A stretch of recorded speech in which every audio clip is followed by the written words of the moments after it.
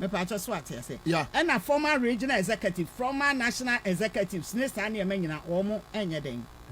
enka eno ho enti no wo mama list ni nyina ye pictures ewum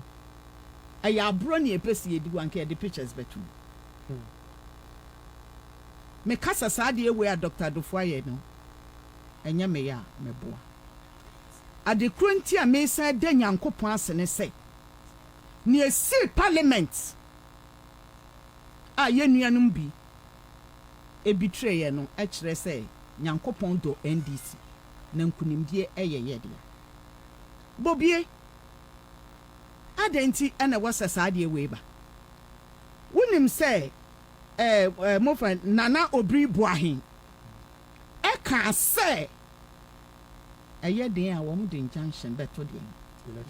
eye den na ono owo MPP Oganda no he said that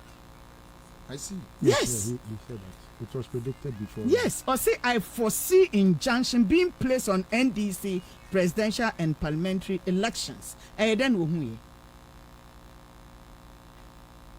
eye den wo hu ye ana mu nyina mo nso no Ghana ye nyina enim polling station dodo a yi si wo mind you one of Fireboy and yeah very close friends yes enti no me de bobi awinim ade we asi no me de me say nyankopon na amaye part 2 because elections yi kire say e be din konim because se me hwe niema bi a ekoso a eshokome me pa cho bobie 2020 when you dey call strong room me person kasa bebre Rojo and Pesa White and now one more group be mu Duffour no but Pesa White is not with them ono nka ho Rojo wa yeah ono no no mti na wan maybe Rojo wa hefa ono Duffour no ono am na ka wo kai say court na eduru ba bia ehia no na oba ya na say o kasa na no ho mfa no se me ho mfa okay enti we kire say 2016 niema ekokoso any 2020 niema ekoso no eye enemies within from within yes eye from within and free outside be there me no kora no me kan sene yete pepepepe eye from within yeah enti say binom so afi say yakọ congress ne yi group bi afri mu de ya ene yem so ye be ye ne ye wose ye but wo mo boa wo mo guo mu hu fi amen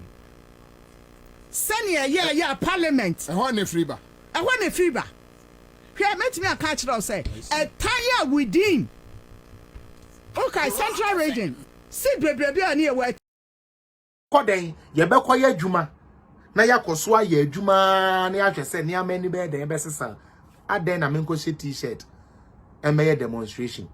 and one start here everybody please come out there is 65% interest that the people not want a so please come out everybody I don't have a neck but come out me ko ni na hira mo mabu ami o na de na Nsemsem say they mean to me o and this phone na ma mewu e one year start to cough you know